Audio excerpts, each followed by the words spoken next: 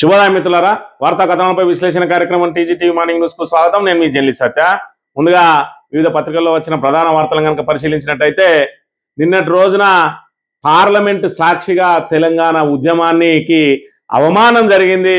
మరి ఇక్కడ తెలంగాణ నుంచి 17 మంది ఎంపీలు ఉన్నప్పటికీ కూడా తెలంగాణ ఇంటి పార్టీ అనేటువంటి బీఆర్ఎస్ కు సంబంధించిన ఒక్క ఎంపీ కూడా లేకపోవడం మూలంగా పార్లమెంటులో తెలంగాణ మీద తెలంగాణ విభజన పట్ల అనుచిత వ్యాఖ్యలు చేసిన వారిని ఖండించడానికి ఇటు 8 మంది కాంగ్రెస్ ఎంపీలు కానీ అటు 8 మంది బీజేపీ ఎంపీలు కానీ కనీసం మరి ఎంఐఎం నుంచి ఉన్నటువంటి మరి ఏకైక ఎంపీ అసదుద్దీన్ ఓవైసీ కానీ మరి ఆ బీజేపీని ఎంపీ మాట్లాడిన మాటలను మరి పార్లమెంటు సాక్షిగా ఖండించలేకపోయిన అంశాన్ని మనం ఇక్కడ చూడవచ్చు. ఒకవైపు తెలంగాణ ఏపీ విభజనను ఇండియా పాకిస్తాన్ విభజనతోటి పోల్చినటువంటి మరి ఆ బీజేపీ ఏదైతే కర్ణాటక సంబంధించి దక్షిణాదికి సంబంధించినటువంటి కర్ణాటక ఎంపీ మరి అలాంటి ఆ తెలంగాణ ఉద్యమం మీద విషం కక్కుతా ఉంటే మరి వీళ్ళు వేడుక చూస్తున్న పరిస్థితిని మనం ఇక్కడ ప్రధానంగా గమనించవచ్చు. అదేవిధంగా మరోవైపు ఇప్పటి వరకు గతంలో చూసుకున్నట్టయితే మరి ప్రధాని నరేంద్ర మోడీని మొదలుకొని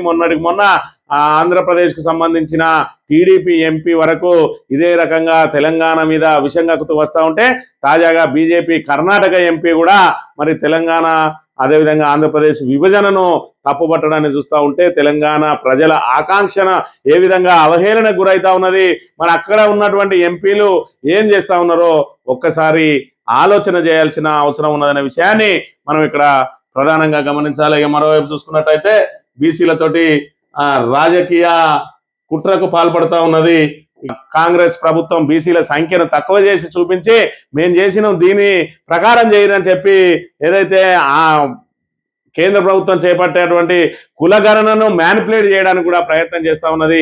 ఓసీల సంఖ్యను ఎక్కువగా చూపించి బీసీల సంఖ్యను తక్కువగా చూపించి మరి ఇక్కడ ముస్లింలను బీసీలో కలిపి మరి ఇక్కడ బీసీలకు ఎగనామం పెట్టే ప్రయత్నం చేస్తూ ఉన్నది. బీసీల హక్కులకు ఎగనామం పెట్టే ప్రయత్నం చేస్తున్న పరిస్థితిని కూడా మనం ఇక్కడ ప్రధానంగా గమనించవచ్చు. మరోవైపు చూసుకున్నట్టయితే ఏదైతే మరి ఇక్కడ తెలంగాణ మీద విషం కక్కిండో ఆ ఎంపీనే రేవంత్ రెడ్డి మరి ఏదైతే మోడల్ పెట్టిండో హైబ్రిడ్ మోడల్ అని చెప్పి అదేవిధంగా జిఎస్డిపి ద్వారానే ఎంపీల సంఖ్యను పెంచాలని చెప్పి ఏదైతే చెప్పిండో దాన్ని కూడా తీవ్రంగా తప్పుపట్టిండు. జిఎస్డిపి ద్వారా మరి మీరు ఏదైతే సీట్ల సంఖ్య పెంచాలని అనుకుంటే అంటే మనకు పార్లమెంట్ లో ఓటింగ్ కోసం ఎంపీల సంఖ్య ఉండాలని ఏదైతే అనుకుంటా ఉన్నారో అంటే దుడ్డున్నోనికే మరి ఆ ఓటు అన్న సందంగా ఉన్నది. మీకు ఇవాళ అంబానీ ఓటు 1,00,000 ఓట్లతోటి సమానం అయితే సామాన్యుని ఓటు ఒక్కోటితోటి సమానమయ్యే విధంగా మీరు జిఎస్డిపి తోటి పోల్చి చూస్తా ఉన్నారు. ఇంతకంటే తెలివి తక్కువ దద్దామలు భారతదేశంలో ఎవరు ఉండబోరు అని చెప్పి మరి రేవంత్ ఏదైతే తెర మీదకి తీసుకొచ్చిందో జిఎస్డిపి ద్వారా సీట్ల పెంపు చేయాలని. మరి జిఎస్డిపి అనేది ప్రతి ఏటా కూడా తగ్గుతూ ఉంటది పెరుగుతూ ఉంటది. పార్లమెంట్ సీట్ల సంఖ్య కూడా తగ్గుతూ పెంచుతూ పోవాలన్నా అని చెప్పి కూడా ఆయన రేవంత్ ఇజ్జత్ చేసిండు పార్లమెంట్ సాక్షి. అయినా అక్కడ నుంచి ఏ ఒక్క ఎంపీ కూడా స్పందించిన పాపాన పోలేదు అనే విషయాన్ని మనం ఇక్కడ ప్రధానంగా గమనించాలి. మరోవైపు మంథని నియోజకవర్గానికి కనుక వార్తలను చూసుకున్నట్టయితే మరి మంథని నియోజకవర్గానికి సంబంధించి దక్షిణ కాశీగా పేరు పొందుతున్న కాళేశ్వరం చైర్మన్ పదవిని మరి మోహన శర్మకు అప్పగించడాన్ని బీఆర్ఎస్ నాయకులు తీవ్రంగా తప్పుపడతా ఉన్నారు. హిందూ ధర్మాన్ని అపహాస్యం చేస్తున్న వ్యక్తికి ఏ విధంగా మీరు మరి ఇక్కడ ఆ పదవిని ఇస్తారు? హిందూ ధర్మం మీద గౌరవం లేదు. ఒక మహిళతోటి సహజీవనం చేస్తా ఉన్నాడు.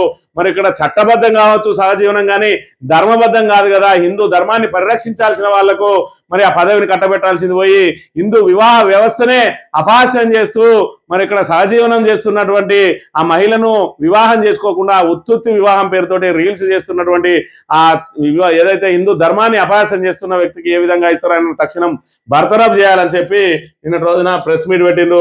హిందూ ధర్మాన్ని అబాస్పాలు చేసిన మంత్రి ఎమ్మెల్యే మహిళతో సహజీవనం చేస్తున్న వ్యక్తికి ఆలయ చైర్మన్ పదవి మోహన్ శర్మను బర్తరఫ్ చేసి కొత్త వారికి అవకాశం కల్పించాలి. కాళేశ్వరం ముక్తేశ్వర ఆలయ ప్రతిష్టకు భంగం కలిగించవద్దు అని చెప్పి దక్షిణ కాశీగా పేరుగాంచిన శ్రీ కాళేశ్వర ముక్తేశ్వర స్వామి ఆలయ చైర్మన్ నియామకంలో మంత్రి ఎమ్మెల్యే దుద్దిల శ్రీధర్ బాబు హిందూ ధర్మాన్ని అబాస్పాలు చేశారని కాటారం సబ్ డివిజన్ బీఆర్ఎస్ నాయకులు ఆరోపించారు. గురువారం మాదేపూర్ మండల కేంద్రంలో ఏర్పాటు చేసిన విలేకరుల సమావేశంలో బీఆర్ఎస్ పార్టీ రాష్ట్ర యువ నాయకులు జక్కు రాకేష్, మహిళా విభాగం నియోజకవర్గ ఇన్ఛార్జ్ కేదార్ గీత, కాటారం బీఆర్ఎస్ మండల అధ్యక్షుడు జోడి శ్రీనివాసులు మాట్లాడుతూ ఎంతో పేరు ప్రఖ్యాతులున్న కాళేశ్వర ముక్తేశ్వర స్వామి ఆలయానికి ఇటీవలనే మోహన్ శర్మ అనే వ్యక్తిని చైర్మన్ గా నియమించారని, అయితే ఆయన భార్య మరణించగా మరో మహిళతో సహజీవనం చేస్తున్నారని మరి తెలిపారు. కాళేశ్వర క్షేత్రంలో ఇంకా బ్రాహ్మణాధిపత్యం కొనసాగాలనే ఆలోచనతోనే మంత్రి ఎమ్మెల్యే తన సామాజిక వర్గానికి చెందిన వ్యక్తికి చైర్మన్ గా నియమించారన్నారు. గత బీఆర్ఎస్ ప్రభుత్వ హయాంలో మాజీ ఎమ్మెల్యే బహుజన్ నాయకుడు గొప్పగా ఆలోచన చేసి బీఆర్ఎస్ పార్టీ జెండా మోసిన నాయకుడికి చైర్మన్ బాధ్యతలు అప్పగిస్తే అగ్రవర్ణాలకు అవకాశం ఇచ్చారని ఆనాడు బదనాం చేశారని, కానీ ఈనాడు మంత్రి ఎమ్మెల్యే చేసింది ఏమిటని ప్రశ్నించారు. సనాతన ధర్మం ప్రకారం మనం ఆలయంలో ఎలా ఉండాలని, ఆలయానికి ఎలాంటి వ్యక్తులు చైర్మన్ గా ఉండాలని గొప్పగా ఆలోచన చేయాలన్నారు. కానీ ఆలయ ప్రతిష్టకు భంగం కలిగించే విధంగా వ్యవహరించడం సరైంది కాదన్నారు. హిందూ సంప్రదాయాల ప్రకారం మోహన శర్మ సహజీవనం చేసే మహిళతో ఆలయంలోకి వచ్చి పూజలో కూర్చుంటాడు అని ప్రశ్నించారు. సహజీవనం అనేది చట్టబద్ధమైనది కావచ్చు కానీ ధర్మబద్ధం కాదని, పాశ్చాత్య పోకడలతో సహజీవనం చేసే వ్యక్తి హిందూ వివాహ ధర్మాన్ని అభాసం చేసే వ్యక్తికి హిందూ ధర్మ పరిరక్షణ బాధ్యతలు అప్పగించడం ఎంతవరకు సమంజసమని వారు ప్రశ్నించారు. ఇప్పటికైనా మంత్రి ఎమ్మెల్యే చైర్మన్ నియామకంలో జరిగిన తప్పును గుర్తించి మోహన్ శర్మను బర్తరఫ్ చేసి మరొకరికి అవకాశం కల్పించాలని వారు డిమాండ్ చేశారు. మరి ఈ రకంగా మరి ఏదైతే హిందూ సంప్రదాయాలను తుంగలో దొక్కి మరి ఇక్కడ పాశ్చాత్య పోకడలతో సహజీవనం చేస్తున్న వ్యక్తికి ఏదైతే దక్షిణ కాశీగా పేరొందిన మరి తెలంగాణలోనే అత్యంత ప్రతిష్టాత్మకమైనటువంటి కాళేశ్వరం ఆ ముక్తీశ్వర స్వామి దేవాలయానికి చైర్మన్ గా నియమించి మరి దుద్దిల్ల శ్రీధర్ ఏం సందేశం ఇవ్వదలుచుకున్నాడు ప్రజలకు అని చెప్తా ఉన్న పరిస్థితి. మరోవైపు పుష్కరాలు వస్తా ఉన్నాయి. పుష్కరాల సందర్భంగా పెద్ద ఎత్తున మరి కోట్లాది రూపాయల పనులు అక్కడ జరిగే అవకాశం ఉంటది. మరి వాటిలో చైర్మన్ సంతకం కీలకంగా ఉంటది కాబట్టి కాంగ్రెస్ నాయకులకు అప్పగిస్తే మరి వాళ్ళు అవినీతికి పాల్పడతారనా లేదంటే తనకే మరి ఏదైతే ప్రత్యామ్నాయంగా మారుతారనో కానీ మొత్తానికైతే తన సామాజిక వర్గానికి సంబంధించిన వ్యక్తికి ఏనాడు కాంగ్రెస్ జెండా పట్టుకుని వ్యక్తికి కట్టబెట్టిండు. కనీసం హిందూ ధర్మాన్ని కాపాడే వ్యక్తికైనా కట్టబెట్టలేదు. ఖచ్చితంగా ఆయన హిందూ ధర్మాన్ని అభాస్యం చేస్తా ఉన్నాడు కాబట్టి బర్తరఫ్ చేయాలని చెప్పి వాళ్ళు డిమాండ్ చేస్తా ఉన్న పరిస్థితిని అయితే మనం ఇక్కడ అర్థం చేసుకోవచ్చు. వార్తా కథనాలను కనుక పరిశీలించినట్టయితే ముందుగా నమస్తే తెలంగాణలో తెలంగాణపై బీజేపీ తేజాబ్, దేశ విభజనతో పోల్చిన ఎంపీ పార్లమెంట్ సాక్షిగా రాష్ట్ర ఏర్పాటుపై విషయం ఇండియా పాకిస్తాన్లను విభజించినట్టు రాష్ట్రాన్ని విభజించారన్న తేజస్వి సూర్య, కేంద్ర మంత్రులు కిషన్ రెడ్డి, బండి చోద్యం, 16 మంది కాంగ్రెస్ బీజేపీ ఎంపీల మౌనం. పార్లమెంట్ ప్రాంగణంలోనే ఉన్న తేజస్వి వ్యాఖ్యలపై నోరెత్తని రేవంత్ అండ్ టీం. బీజేపీ నేత అక్కసుపై బగ్గుమన్న తెలంగాణ, పలుచోట్ల తేజస్వి దిష్టిబొమ్మల దహనం. తెలంగాణపై బీజేపీ బుసగొడుతూనే ఉన్నది. ఈ నేల ఆత్మగౌరవంపై విషం చిమ్ముతూనే ఉన్నది. ఉద్యమ కాలం నుంచి తెలంగాణ కంటే బీజేపీకి అదే కంటగింపు. రాష్ట్రం ఏర్పడి పుష్కరం దాటుతున్న అక్కసు ఆగలేదు, ఆ కడుపు మంట చల్లారలేదు. ప్రజా పోరాటంతో సిద్ధించిన రాష్ట్రాన్ని ఆ పార్టీ నేతలు నిత్యం అవమానిస్తూనే ఉన్నారు. తల్లిని చంపి బిడ్డను బతికించారన్న ప్రధాని వ్యాఖ్యలు మొదలు నేటికి మాటలు తూరుతూనే ఉన్నారు. బ్రిటిషర్లు భారత్ పాకిస్తాన్ ను వేరు చేసినట్టు అత్యంత చెత్త విధానంతో ఆంధ్రప్రదేశ్ నుంచి తెలంగాణను వేరు చేశారంటూ బీజేపీ ఎంపీ తేజస్వి సూర్య లోక్సభలో వ్యాఖ్యానించారు. డీలిమిటేషన్ బిల్లుపై చర్చ సందర్భంగా ఆయన వ్యాఖ్యలు చేశారు. సభలోనే ఉన్న కేంద్ర మంత్రులు కిషన్ రెడ్డి, బండి సంజయ్ ఎవ్వరు కూడా 16 మంది 17 మంది కూడా స్పందించలేదు. అదే లోక్సభలో బీఆర్ఎస్ ఎంపీ ఒక్కరైనా ఉంటే పరిస్థితి ఇలాగే ఉండేదా? రాష్ట్రానికి చెందిన 16 మంది బీజేపీ కాంగ్రెస్ ఎంపీలాగా ఇలాగే సోద్యం చూస్తూ ఉండేవారా? తల్లి తెలంగాణ అన్నందుకు నిప్పు కనకలై మారేవారా కాదా అనేది ఒక్కసారి ఆలోచన చేయాలి. ఇవాళ తెలంగాణ ఇంటిపాటి బీఆర్ఎస్ ఎంపీ అందులో ఒక్కరు కూడా లేని కారణంగా ఎవ్వరు కూడా దాన్ని ఖండించలేదు. ఇవాళ ఆంధ్రప్రదేశ్ను తెలంగాణను మరి ఇక్కడ తెలంగాణ ప్రజల ఆకాంక్ష మేరకు తెలంగాణ ప్రజల పోరాటానికి తలొగ్గి ఇవాళ మరి తప్పనిసరి పరిస్థితిలో పార్టీలన్నీ కూడా ఏకాభిప్రాయంతో తెలంగాణను ప్రత్యేక తెలంగాణ ఏర్పాటు చేస్తే ఇంకా కూడా అక్కసును వెలగక్కుతా ఉన్నది బీజేపీ. ప్రధానమంత్రి మొదలు ఇవాళ ఎంపీ వరకు, మొన్న టీడీపీ ఎంపీ అందరూ కూడా 12 సంవత్సరాలు అయింది తెలంగాణ ఏర్పడి, అయినప్పటికీ కూడా ఇంకా అక్కసును వెలగక్కుతూనే ఉన్నారు. అయినప్పటికీ అందులో ఉన్న 16 మంది ఎంపీలు ఒకవైపు బీజేపీ ఎంపీ మాట్లాడింది కాబట్టి బీజేపీ మన ఎంపీలు నోరు మూసుకున్నారు అనుకున్న కాంగ్రెస్ ఎంపీలు ఏం చేస్తా ఉన్నారు? ఒక్కరు కూడా నోరు తెరవలేదు అని అంటే వీళ్ళు ఎంత మరి తెలంగాణ మీద వాళ్ళకి ఎలాంటి ఆప్యాయత ప్రేమ ఉన్నదో ఒక్కసారి ఆలోచన చేయాలి. ఇవాళ బీఆర్ఎస్ ఎంపీలే కనుక ఉన్నట్టంటే పార్లమెంటును స్తంభింపజేసే వాళ్ళు కాదా? ఆ రోజున కేసీఆర్ మరి ఒక్కరిగా బయలుదేరి ఇద్దరు ఎంపీలు, ఆ రోజున విజయశాంతి ఎంపీ ఉండే, అదేవిధంగా కేసీఆర్ ఎంపీ ఉండే, ఇద్దరు ఎంపీలు పోరాటం చేసి ఏదైతే పార్లమెంటును స్తంభింపజేసి తెలంగాణను సాధించే వరకు కూడా పార్లమెంటు సమావేశాలను స్తంభింపజేసిన చరిత్ర బీఆర్ఎస్ అయితే ఇవాళ తెలంగాణ మీద అక్కసు వెళ్ళగక్కుతా ఉన్నా కూడా నోరు మెదపలేని దుస్థితిలో ఉన్నది ఇవాళ తెలంగాణ. మరి ఇక్కడ కాంగ్రెస్ ఎంపీలు కానీ బీజేపీ ఎంపీలు కానీ ఇవాళ తెలంగాణను అచేతనావస్థలో పడేసిన పరిస్థితి మనం చూడాలి. ఇక్కడ చూసుకున్నట్టయితే తేజస్వి సూర్య ఏం మాట్లాడిండు అక్కడ పార్లమెంట్ లో. divided the two undivided Andhra Pradesh into AP and Telangana. It was done in the partition of AP and Telangana was done in the worst fashion. than the British did the partition of India and Pakistan. This is the kind of legacy they have, Adhyaksh. ఏదైతే ఆ ఆంధ్రప్రదేశ్ ఉమ్మడి ఆంధ్రప్రదేశ్ ఉన్నదాన్ని ఏపీగా తెలంగాణ విభజన చేసే సమయంలో చెత్త విధానంతో మరి డివైడ్ చేసిరు దాన్ని. ఏదైతే ఇండియా పాకిస్తాన్ ఏ విధంగా అయితే విభజించిండ్రో మరి ఇలా తెలంగాణ ఆంధ్రప్రదేశ్ కూడా అదే విధంగా విభజించిండ్రు అని చెప్పి ఆయన చెప్తా ఉన్నాడు. తెలంగాణ ప్రజల ఆకాంక్ష మేరకు ఏర్పడ్డటువంటి పార్లమెంటులో అనేక చర్చల తర్వాత పార్లమెంటు ఆమోదంతో మరి ఇక్కడ ఇవాళ ఏదైతే విభజింపబడ్డదో అదే విధంగా ఆ రోజున సుష్మా స్వరాజ్ సాక్షాత్తు బీజేపీకి సంబంధించిన ఎంపీ లీడ్ తీసుకుని బీజేపీ తరఫున ఈ విభజనను స్వాగతిస్తూ బీజేపీ సంపూర్ణ మద్దతు తెలిపింది. కానీ ఇవాళ వచ్చిన బీజేపీ ఎంపీలు ఏం మాట్లాడుతూ ఉన్నారు, దాన్ని కనీసం ఖండించలేని దుస్థితిలో ఉన్నారు.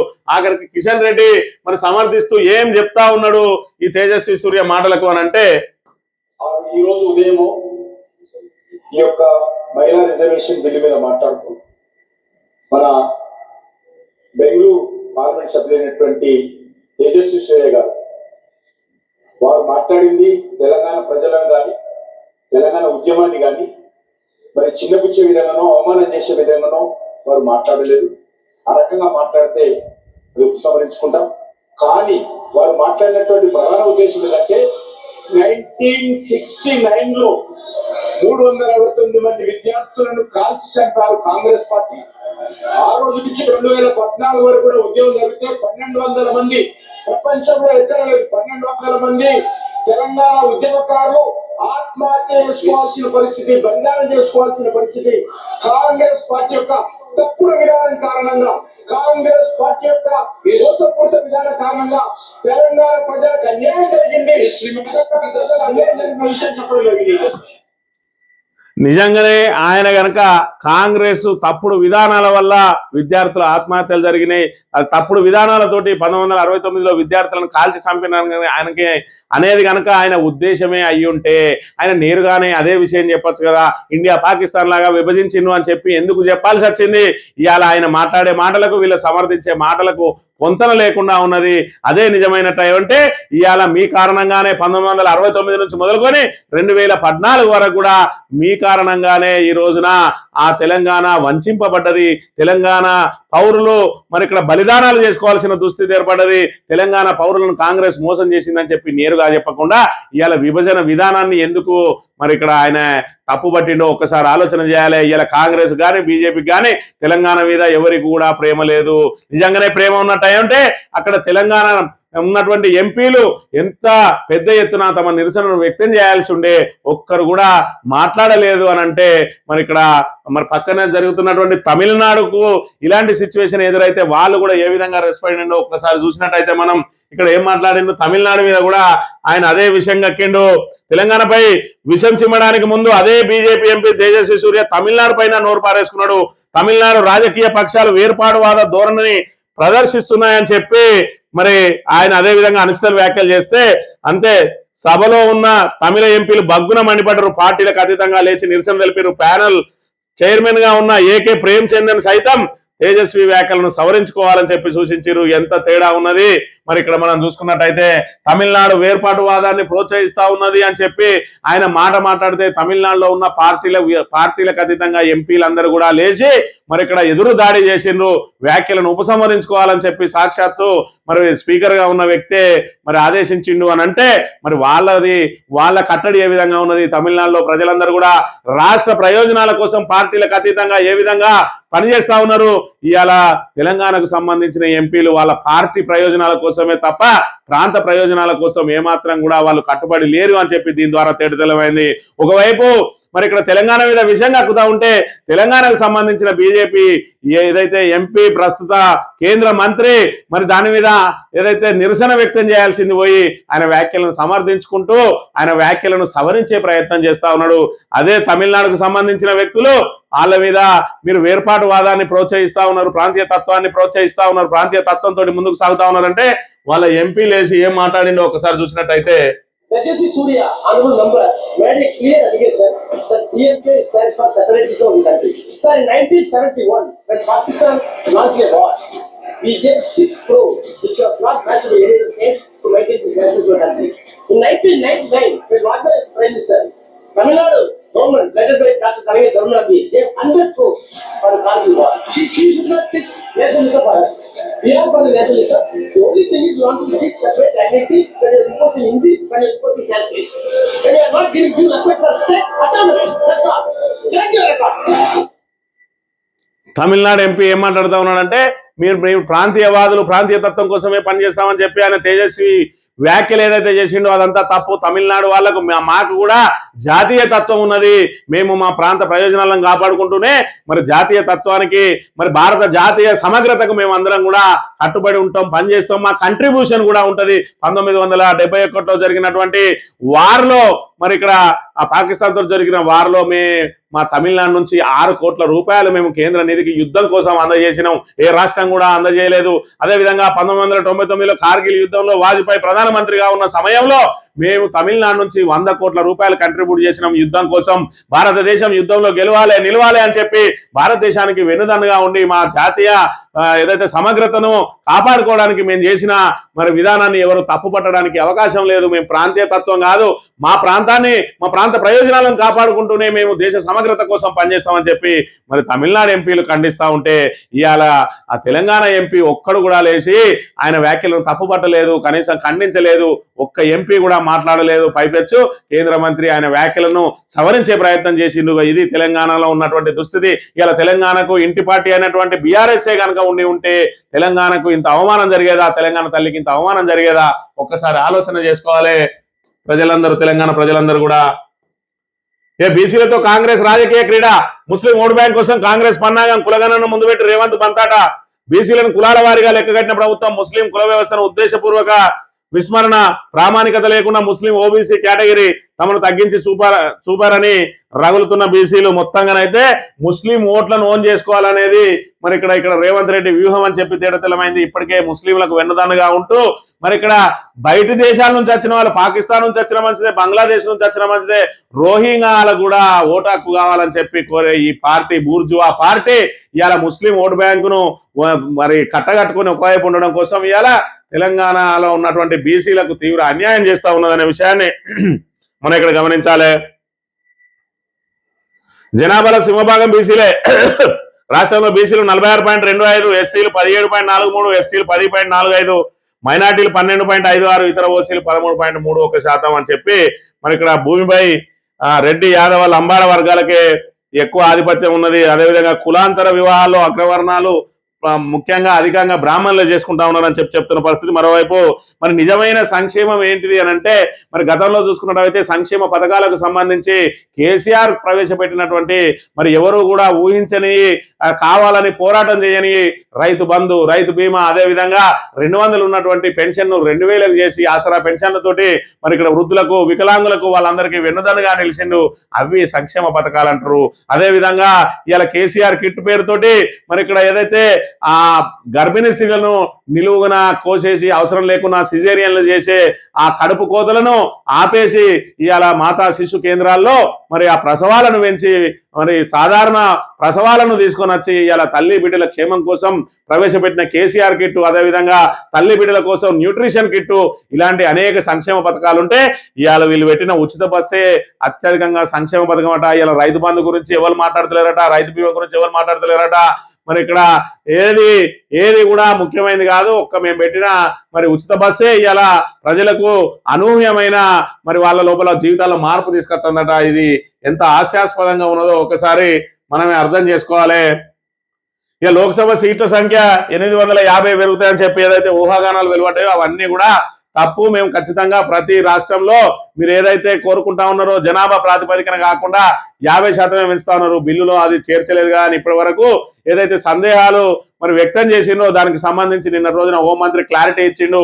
మీకు మరి ఇక్కడ ఏపీలో, అదేవిధంగా తమిళనాడులో, అదేవిధంగా చూసుకున్నట్టయితే మరి ఇక్కడ తెలంగాణలో 100%. ఎందుకంటే మీరు ఆ సంఖ్య చూసుకున్నట్టయితే బేసి సంఖ్య ఉన్నది కాబట్టి మీకు 17కు మరి 8 పెరగాలి, 8.5 పెరగాలి కాబట్టి 9 పెరుగుతా ఉన్నాయి. మరి ఇక్కడ 26 అయితే అని చెప్పి మరి ఇక్కడ అదేవిధంగా ఏపీలో తమిళనాడులో కూడా అరారా పెరుగుతుంది కాబట్టి దక్షిణాదికే మరి ఒకటి రెండు శాతం ఎక్స్ట్రా వస్తాయి తప్ప ఇవాళ అంతటా కూడా సమానంగానే సీట్లు పెరుగుతాయి, మాకు ప్రాంతీయ తత్వం లేదు, అన్ని సమానంగా 50% పెంచుతామని చెప్తున్న పరిస్థితి. మరోవైపు చూసుకున్నట్టయితే మహిళా బిల్లును వ్యతిరేకించలేక పునర్విభజన బిల్లును మరి ఇక్కడ దానికి అనుకూలత తెలియజేయలేక ఇవాళ కాంగ్రెస్ పరిస్థితి కుడిదిలో పడ్డ ఎలకలా మారింది.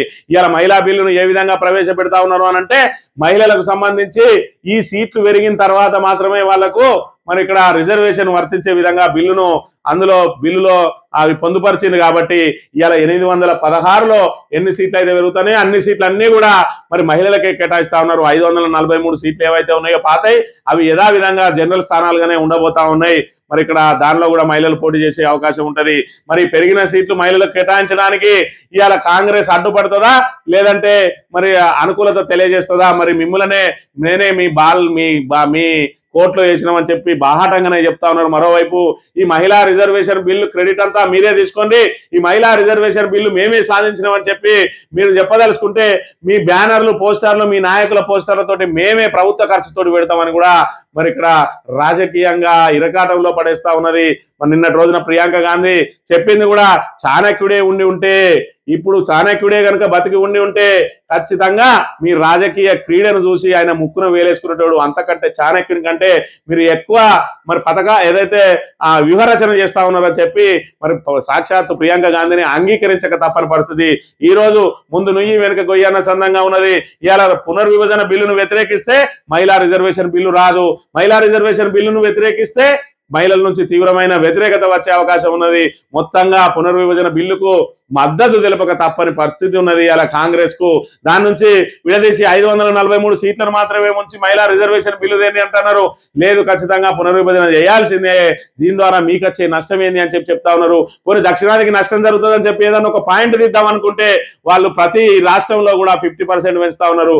ఎక్కడ కూడా నిష్పత్తి శాతం తేడా వస్తలేదు, మరింత పెరుగుతా ఉన్నది. ఎందుకంటే బేసి సంఖ్యలో ఉన్న కాడ మరి సరి సంఖ్యలో ఇస్తా ఉన్నారు, ఎక్స్ట్రా మరి అర శాతం ఉన్న కాడ కొయ్యకుండా పెంచుతా ఉన్నారు. కాబట్టి మరి దక్షిణాదిలో 0.123% పెరిగే అవకాశం ఉన్నది కానీ తగ్గే అవకాశం లేదు. కాబట్టి ఇప్పుడు దేన్ని వ్యతిరేకించలేని దుస్థితిలో ఉన్నది. మరోవైపు ప్రాంతీయ పార్టీలు కూడా ఖచ్చితంగా సపోర్ట్ చేయాల్సిన పరిస్థితి ఉన్నది.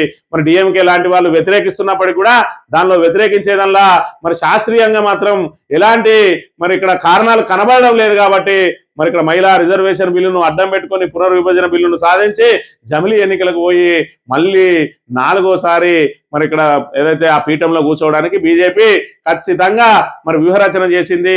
మరి అందులో ఖచ్చితంగా కాంగ్రెస్ చిక్కుకోక తప్పని పరిస్థితి ఏర్పడిందనే విషయాన్ని మనం ఇక్కడ ప్రధానంగా గమనించాలి. ఇక మరోవైపు చూసుకున్నట్టయితే రేవంత్ రెడ్డి మరి అర నాలెడ్జా మరి ఇక్కడ ఏందో అర్థం కాదు కానీ మొత్తంగా చూసుకున్నట్టయితే ఈయన తీసుకొచ్చినటువంటి హైబ్రిడ్ విధానం ద్వారా మరి నవ్వుల పాలైన నిన్నటి రోజున మరి పార్లమెంటు సాక్షిగా ఏదైతే మరి ఇక్కడ తేజస్వి సూర్య మరి తెలంగాణ మీద విషయంగా కిండో మరి ఇక్కడ అబాసు పాలైండు తేజస్వి సూర్య కానీ రేవంత్ విషయంలో మాత్రం ఆయనకు 100కి 100 పాలు మరి ఆయనకు క్రెడిట్ దక్కింది. ఎందుకంటే ఆయన లేవనెత్తిన విధానాన్ని నిన్న ఆయన ఎండగట్టిన తీరు చూస్తూ ఉంటే మరి ఇక్కడ రేవంత్ రెడ్డికి నాలెడ్జ్ ఇంతేనా అని చెప్పి మరి ఆయన నవ్వుల పాలైన పరిస్థితి మనకు చూడొచ్చు. పార్లమెంట్ సాక్షిగా రేవంత్ నవ్వుల పాలు, డీలిమిటేషన్ పై ముఖ్యమంత్రి హైబ్రిడ్ ప్రతిపాదన బ్యాక్ ఫైర్, జీఎస్డీపీతో ముడిపెట్టడంపై లోక్సభలో బీజేపీ మండిపాటు, ప్రపంచంలో అత్యంత తెలివి తక్కువ ప్రతిపాదనగా అభివర్ణన, రేవంత్ ను చూసి తెలంగాణ ప్రజలే నవ్వుకుంటున్నారని దేవా. జీఎస్డీపీ ద్వారా మేము ఎక్కువ కంట్రిబ్యూషన్ చేస్తాను డబ్బులు, కాబట్టి మాకు ఎక్కువ సీట్లు కావాలంటా ఉన్నాడు. నీ విధానం ఏ విధంగా ఉన్నది అంటే ఒక్క ఓటు ఒకటే విలువ, మరి అది మన సామాన్యునైనా కూలీనైనా కోటేశ్వరునైనా కూడా ఓటు విలువ ఒక్కటిగానే లెక్క కడతారు. మరి నువ్వు జిఎస్డిపి ద్వారా లెక్క కట్టాలని అన్నట్టయితే ఇవాళ అంబానీ ఓటు విలువ 1,00,000 ఓటుతోటి సమానం అవుతుంది. మరి ఇక్కడ కూలీ విలువ ఒక్కోటితోటి సమానం అవుతుంది. అది ప్రజాస్వామ్యానికి విఘాతం కాదా? మరోవైపు చూసుకున్నట్లయితే జిఎస్డిపి అనేది అప్ అండ్ డౌన్స్ ఉంటాయి. నువ్వు ఈ సంవత్సరం జిఎస్డిపిలో మరి మీదికి వెళ్ళిపోయి వచ్చే సంవత్సరం కింది పడిపోతే మరి అప్పుడు ఇవన్నిటినీ లెక్కగట్టి ఎంపీల స్థానాలు పెంచుకుంటూ పోవాలన్నా అని చెప్పి మరి ఈయన విధానం ఏదైతే ఉన్నదో ఎంత లోపపు ఇష్టంగా ఉన్నదో నిన్న పార్లమెంట్ సాక్షిగా ఆయన వివరించడంతో మరి ఇక్కడ రేవంత్ లాంటి తెలివి తక్కువ దద్దమ్మలు ఇంకా ఉన్నారా అని చెప్పి నవ్వుల పాలైన పరిస్థితి అయితే మనం ఇక్కడ చూడవచ్చు. సాక్షి దినపత్రిక విషయానికి వస్తే